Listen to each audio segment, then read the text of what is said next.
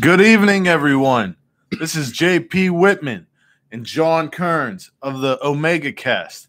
I know all you were tuning in to see the whole Gunland crew.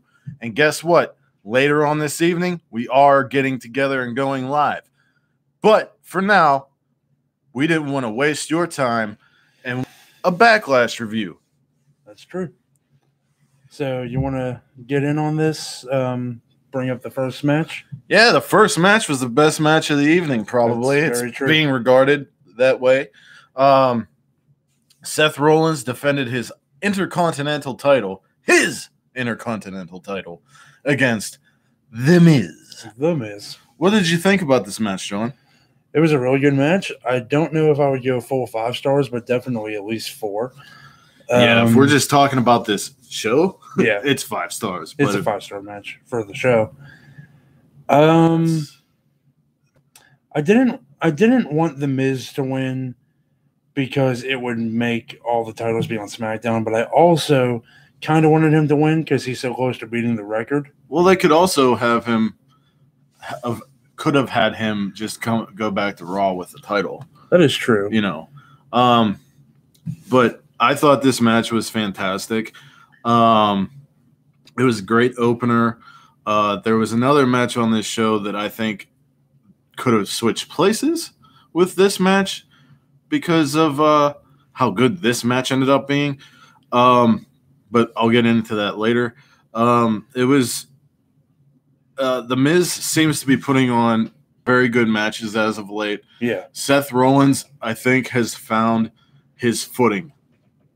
For a while after, like, when he was heel, everyone understood it. It was great and everything. Yeah. Then whenever he came back from injury, he's been kind of playing like, yeah, you know, he was healed, now he's face, and kind of fluttering with Jason Jordan and this and that. But now he's kind of like, and I know people are going to be like, well, Bret Hart was an Intercontinental Champion. Well, this is not what my comparison is, idiots. I don't know why I looked at the microphone and not the thing to say that. But anyway, I feel like Seth Rollins' Intercontinental Championship run is going to be compared to Bret Hart's world title run, where he was like regarded as like the guy who would wrestle anyone, anywhere. Yeah. Because they're already saying how many continents Seth Rollins has defended the title on, and he recently had a match against Moho of all people. And you know, it was a great match. Little side note on the way over here, I saw Seth Rollins tweeted that he's considering another open challenge for Monday, and Pete Dunne actually replied, kind of like, "Oh, really?" Oh man, that would be awesome. We might see the Bruiserweight on Raw. That'd be awesome. Match 2? The second match of the night, to me, was very disappointing. It was the Raw Women's title match. Nia Jax defending against the little big bully, Alexa Bliss. Yeah. I didn't think much of this one. I mean, I like seeing Nia Jax win, and I think she deserves a long title run. Why? What do you think? Oh, because I just think she's one of the better women on Raw. I think so. Well, I mean, if you watch the match closely, a lot of the bumps that Alexa was taking looked very clunky, and Alexa has done very good. So I guess it kind of falls on Nia's shoulders because she's greener.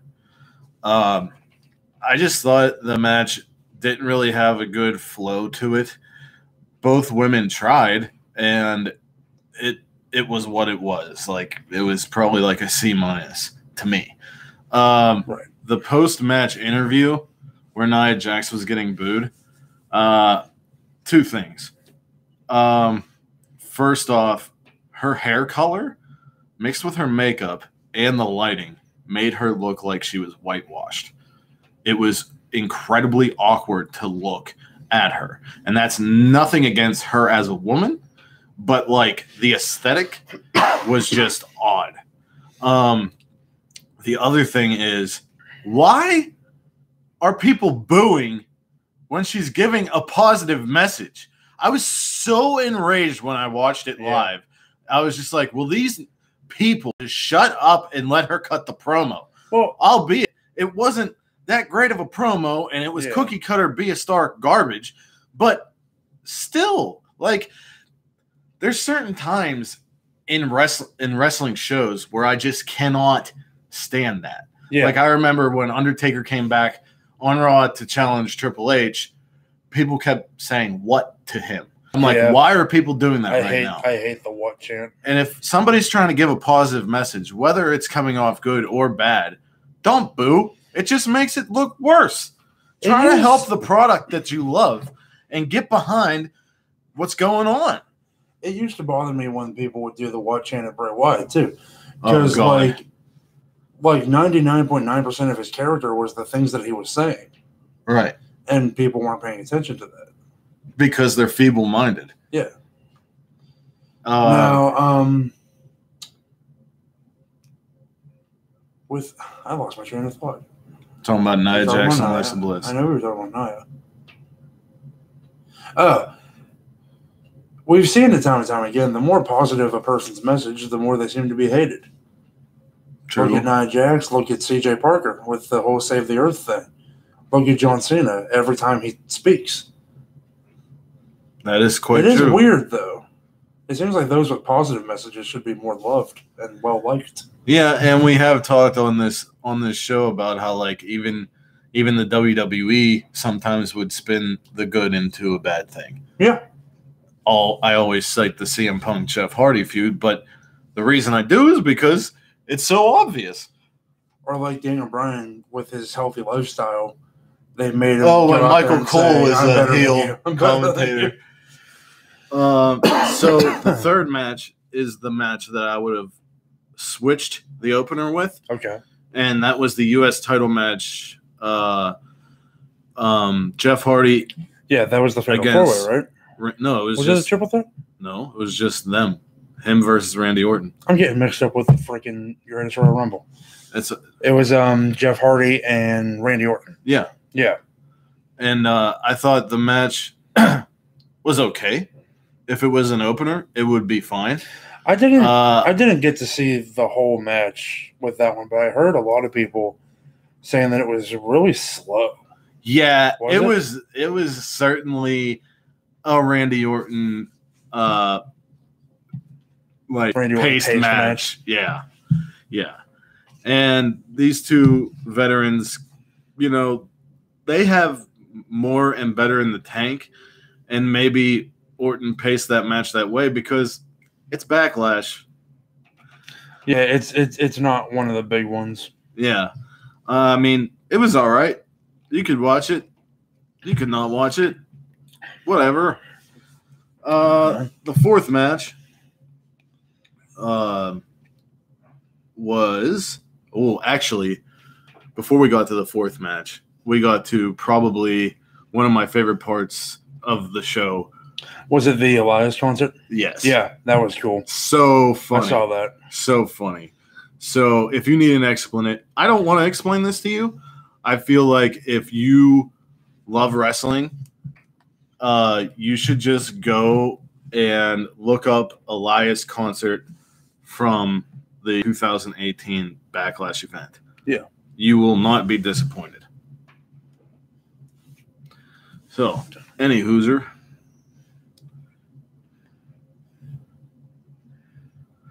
The next match was Big Sassy Ass Cass against Daniel Bryan. I'm going to be honest with you. I didn't see much of this match other than the tap out submission. And I didn't see most of it. Won. Yeah. Thank God Bryan won. And I saw the post-match beatdown, which I guess indicates that they may still feud or that Big Cass is just a big heel. Yeah. So, and I think from this week's SmackDown, I don't think he got involved in the Rusev match. So it's probably the latter. He's was just being a heel, which is great because I said this on an episode before. this feud needs to be short. Yeah. And I'm glad Daniel won. I didn't watch the whole match because I'm not interested in Cass. Yeah. And puts me to sleep. Yeah. He has a monotone voice, and he's just like, to like get out of the monotone voice, he just yells, and he's like super like 80s wrestler with no. I don't get it. Yeah, he kind of is, huh? And the only good thing about him is whenever he comes out and his head blocks the C, it says big ass. Yeah. That's what he is. So I'd give this match a D. Sorry, Daniel. Or Brian. It's not Daniel's fault. No, of course not. So it then bothers me greatly that this was his first feud coming back. Well, I mean, you could be singles feud. Yeah. Right. Cesaro's shirt, baby. I still believe. I still believe. Anyway, the next match was the SmackDown's women's title match with Carmella defending against Queen Charlotte. This wasn't a bad match. I agree. I actually thought it was like a C to a B minus. Carmella finally had somebody that could carry her through a pay-per-view quality match. I don't think Carmella's that bad in the ring. I mean, she's not that bad, but she's not at the level that Charlotte's at. No, not at all. And a lot of people are frustrated because Carmella won clean over the woman who just beat Asuka. Well, the way she won makes sense. Charlotte hurt her leg. She kicked it and did a roll up. Yeah. So what? Who cares? It was fine. The thing about Carmella I was going to say though is what she lacks in ring acumen, she makes up for in ring charisma. Yeah, and personality. She's oozing personality. I really like it whenever she like talks crap during the match and stuff like that. I mean, it reminds me of The Rock when he used to talk shit on people during the match. Yeah, and Austin and Chris Jericho who are three of like possibly the greatest of all time. So there you go. The next match was, sorry everyone, this happened on Sunday, so I have to look on my phone, and I want to give you as it happened, not as how I remember. There we go. So we had the no DQ WWE Championship match between AJ Styles and Shinsuke Nakamura. How did you feel, John? Because you're already starting to go. This is possibly the most polarizing match of the evening, with whether people liked the finish or hated the finish. And I don't feel either way about the finish because the match was good. The match was awesome. During the match, I kept saying to the people I was watching with, this has the potential to be the best match on the card over Rollins and Miz. Yeah. That was until the ending. And now I understand that they did this to get another match out of it and continue the feud, which is fine, but they could have went a different way. I really was happy that we continued to see the King of Strong Style come out of Shinsuke Nakamura. It seemed like he was laying them kicks in thick. He was doing the head kicks whenever you're in the ropes and stuff. Well, not you, but AJ, whatever. Yeah. The royal you. The royal you, the royal we. There's a royal wedding tonight at 5 a.m. Is it? Yes. Anyway, so I thought these guys were amazing. I love that Nakamura is getting to be the King of Strong Style. Yeah. And my thoughts on the finish was, it's a no DQ match, so why should there be a count? Mm-hmm. And it really bummed me out as a fan, like watching it. You know, like I'm like, oh no, you know, like there's different aspects of you. Like when you sit down to analyze something, is way different than when you're watching a show as a fan. And the fan of me didn't want to see it end that way, but when I take myself out of that situation and look at it, I'm like, okay, they're going to get another match out of this. But that also scares me because they've already had 2 matches and Shinsuke hasn't won. And if they don't put the belt on Shinsuke in this feud, I don't see him getting a world title within this year. I think this is whenever you put the title on him, even if it's for like a month or 2. Yeah, and I feel like the finale for this feud and Nakamura winning should be at SummerSlam. Yeah, and you could even have him win the title at like Money in the Bank. Yeah, and lose it back at SummerSlam, because then you still have fans like me and you and every other people who are like, oh, okay, Shinsuke won a WWE World Title. Yeah. And of course, then you'll have other fans who are like, well, why didn't he keep it that long? Why? Well, you know, there's how many guys in the company, and everybody on the internet can't always have their favorite person have the title all the time. Every guy deserves a chance. If they take the ball and run with it, they get bigger chances. You know, I don't work for the company, but I imagine it's like real life. You know what I mean? And eventually, your favorite guy will probably get that big push, especially if he's doing well. You just have to wait around. You have an idea how patiently I've been waiting for Ty Dillinger for so long, and I know he'll get there one day. Well, that whole thing we talked about with him and R-Truth interacting, I guess Ty Dillinger was on Raw or SmackDown or something, and they had a tag team where they fought each other. I mean, he's been in the WWE system for a long time, and for him to finally be a full-fledged member of SmackDown, any Ty Dillinger fan should be happy about that. And I am. You know? And, you know, maybe he does get it. He may get a mid-card title this year or next year. But there's so much talent within the WWE pool that you cannot expect everybody to hold a title all the time. Yeah. Like, get over yourself. I'm just happy seeing my people on there. Yeah. Like Drew McIntyre, man. Yeah. So anyway, the last match. John, go ahead.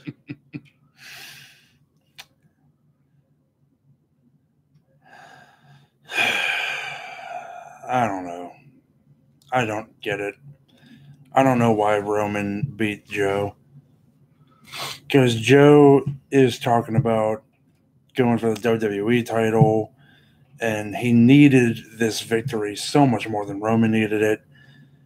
And just why? Why continue with the Roman Reigns experiment? If you're not going to have him beat the shit out of Brock Lesnar, then the whole thing is pointless. Right. I think the whole thing's pointless anyway. I was mad at the crowd for chanting boring during their match, because Roman and Joe I don't think it was a boring match. No. And Roman and Joe have a great chemistry together.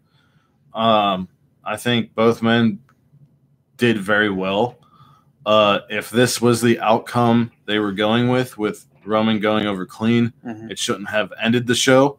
I mean, you could also argue that the WWE title should have closed the show anyway. But the WWE title should always main event. Right. Every show. But also to add to the argument, if you're going to have LOL Roman wins end your show, just put it right beforehand and people won't get so upset. I think, like you said, Samoa Joe needed the win more. It wouldn't have hurt Roman any, because we all know we all think we know where he's going to be projected. Yeah. I also, we saw fans leaving. For some reason, Kevin Dunn and all the people in the truck thought it was a good idea to cut away to people leaving the arena. Yeah, bad move. Yeah. Really bad move. But I still don't know why Kevin Dunn is still employed by the company in the first place. I don't know either. But anyway, there was also a lot of talk that Vince McMahon was like flabbergasted at it, and that it made him reevaluate the way the WWE is going to go. We'll see. I don't know if I believe that. Though. Yeah, I don't know if I believe that either, because if you listen to a lot of podcasts or read any wrestling books, or or just super nerdy wrestling fans like us, yep, you would know by other people's accounts that Vince is a very stubborn man. But I do think that there was a match that happened that report that I just read did not give us. What, Bailey and No, that was a pre-show match. I'm talking about Bobby Lashley and Braun Strowman against Kevin and Sami. And I will say this: Sami Zayn as a heel, so happy. He's hilarious. Yeah. This great in-ring performer has finally found like a niche. Then we had Bobby Lashley, who wears a stupid headband, and I don't know why he's there anyway. You have the best physique in all of WWE. Why do you have this head? But why? Don't put a headband on him. I'll tell you why. It's because he doesn't have eyebrows. He has alopecia, so the headband is required for him to not get sweat in his eyes. There was this wrestler. That's true. From the Far East. Yeah. Who used to have alopecia. Yeah. Yeah. She was a female wrestler. Mm-hmm. Her name was the Rogue Mongolian. Ah. Yeah. Have you ever heard of her? No, I haven't. Dude, she was such a bitch. Like, what up, brother? Oh my God! I didn't know you were alive. I heard you talking about me, brother. No, it wasn't me. It wasn't me either. I've never even heard of you. Oh! Oh! Oh! Oh! Oh! No, Rogue Mongolian, don't hurt me! Oh! Somebody do the count! I wanted to end! Take that, you little bitch, brother.